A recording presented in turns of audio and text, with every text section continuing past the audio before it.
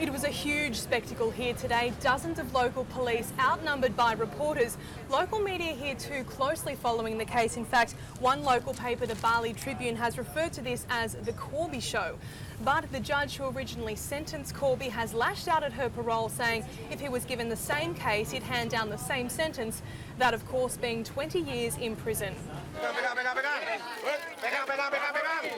After almost a decade in captivity, Schapelle Corby emerged into a media frenzy, her head and face obscured by a hat and scarf.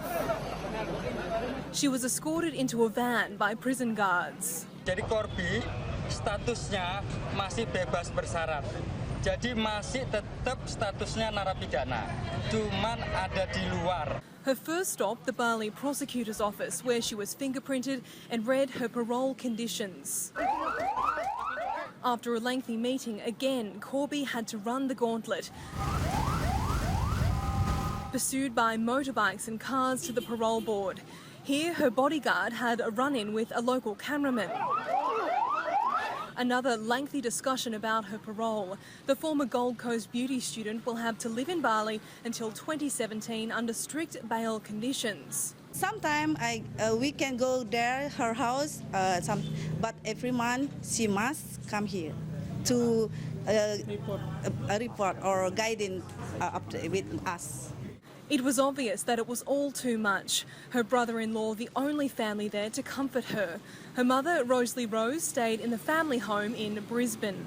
She's worried that if she comes over and Schapelle gets dependent upon her mother being there when she comes out of prison, then when she goes away again back to Australia, that's going to be a serious problem.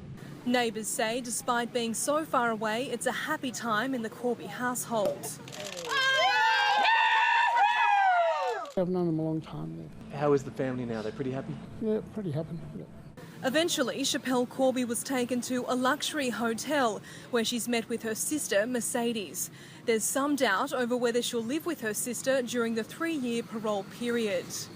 There are reports tonight an Australian television network has secured a multi-million-dollar deal for Schapelle Corby to tell her story, and that may be why we haven't seen much of her this afternoon since she signed those parole papers. In Bali, Ashley Steele, World News, Australia.